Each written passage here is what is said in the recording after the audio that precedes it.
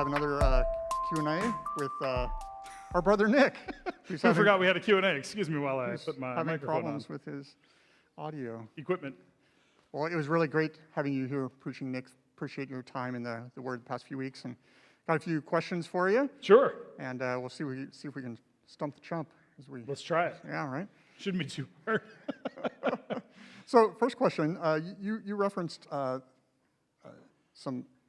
you referenced First Maccabees. And Second Maccabees. Don't often hear that in a sermon. So could you tell us how much should I trust a source like that? Sure. So I was actually just having this conversation with some folks right after service. A lot of the materials that I referenced talked about First and Second Maccabees, talked about even First Enoch with some of them. So some of the what we call the apocryphal books, these books that we don't include in the canon, but the Catholic Church in some cases does. And I debated whether I would include any of those quotations because I didn't want to lead a lot of people to frustration over whether that's something that we should understand. Yeah. Here's how we generally view those books. We don't view them as inspired. We don't view them as canonical. So we don't include them in the 66 books of the Bible that we believe to have been the canonically inspired books. But by and large, they are fairly accurate records of historical events. Right. And in this case, none of the passages that I chose, and I was careful to do this, really express any of the actions of God or the thoughts of God. This wasn't saying this is what God was doing and thinking.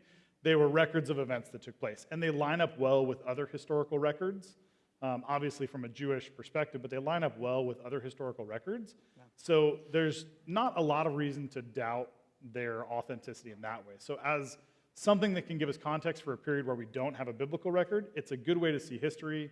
But we should be careful not to assume that those are inspired, biblically intended books.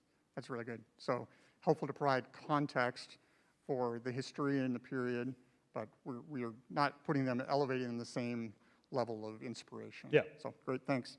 You said that there's comfort or confidence in the fact that God has numbered the days of his people's suffering. How could it be comforting that how is it comforting that he allows suffering at all? I think that's a fair question. And again, that goes back to my statement that my first question would have been, why do we have to go through this at all? Yeah. What the biblical record says over and over and over is those sufferings are there for a purpose. And those sufferings are there to discipline his people. In the same way that my children will not celebrate the suffering when I discipline them, I think as I can look back on my childhood, I celebrate being raised in a way that allows me to grow up and move forward in society. So I think that we don't celebrate suffering necessarily. We celebrate the result of suffering. And while suffering is not something I want to celebrate, knowing that it will end should be something that brings us confidence. That's why I say it might not bring us immediate comfort, but it should bring us confidence to know that God will bring that suffering to an end. Yeah. So as I'm listening to us preach through Daniel, I'm thinking that there might be two different kinds of Bible readers, right? There's sort of the one that everybody likes something tied up in a nice little bow, sort of like, an argument from Paul or something. And then there's the person in the pew that is reading through Daniel, like you said, just to kind of reads it and like, yep, I'm done with that. Is there some kind of encouragement that you might have for each of those types of reader when reading apocalyptic literature like this? Sure. I would say two things. Number one, even as I read this passage for the first time again to start to prepare, you look at it and you go, okay, there's rams, there's goats, there's stuff, there's statues, beasts, and you kind of move on in your mind a little bit. But as I spent the time to invest, right, you always get out of it what you put into it. And so if you will spend a little bit more time to try and see how those pieces fit together, and really the big question that I don't think I had ever spent enough time to think about was, it seems like he retells the same story over and over, right? We got chapter 2, chapter 7, chapter 8, and so on and so forth, where we're just telling the same sort of world domination story over again. Mm-hmm. And I didn't see the distinctions between those. And when I started to compare them for the sake of figuring out what on earth I was going to say, it brought to light things that I hadn't seen before when I read it. So one piece is you get out what you put into it. The other piece that I would say is there are a variety of resources out there that will tell you where the Old Testament passages are used in the New Testament. And for all of you out there who think Daniel is irrelevant, frustrating, if you will take a minute and go look at where passages like this get reused in the New Testament, all of a sudden those tidy little arguments that you like in Paul you realize are based on the weird stuff that you didn't want to read in the Old Testament. So I think sometimes making the connection between what feels more relevant and what feels more irrelevant will help you to drag those things into current readings. Yeah, I think that's good. I think it's helpful to remember, too, that just like Daniel was confused and had no clue what his vision was, there's a little bit of mystery that can be there. I mean, we live on the other side of history where we can look back and kind of interpret some of what happened and see the fulfillment. But I don't know if I should give you another opportunity to do Muhammad Ali's speech.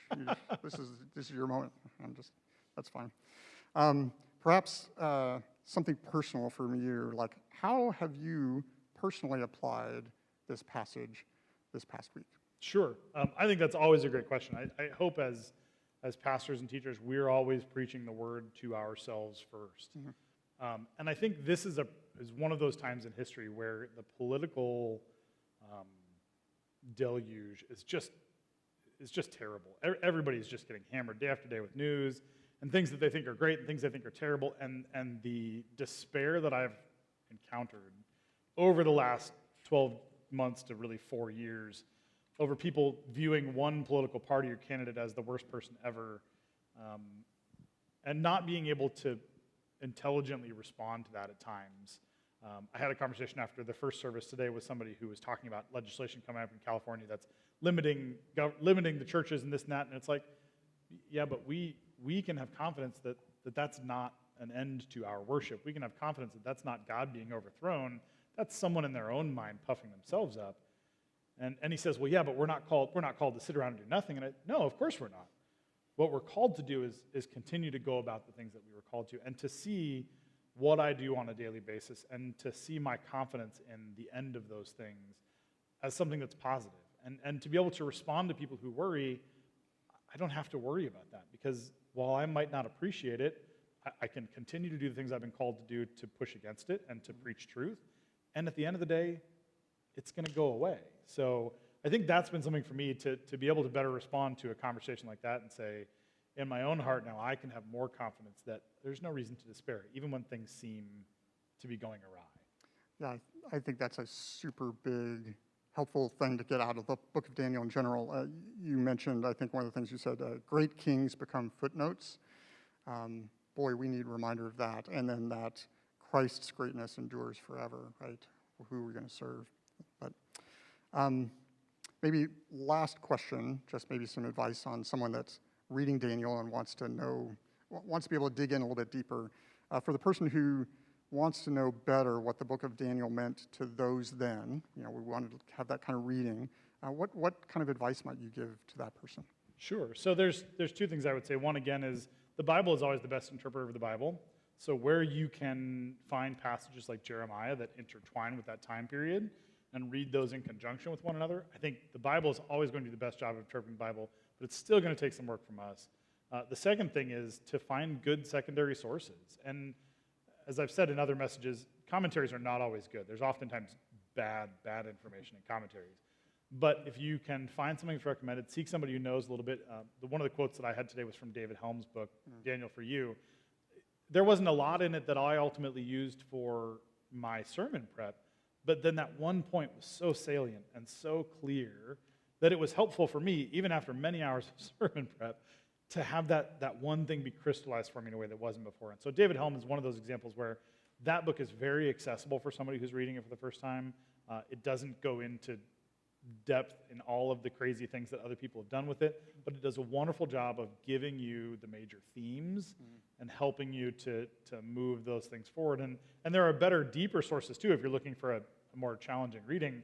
And that's where I say find somebody like Chuck or myself who've spent a little bit of time in it. Say, hey, who were you reading when you wrote the sermon? What can we do? Because I guarantee you, Chuck doesn't come up here and preach a sermon that he hasn't looked at some secondary sources.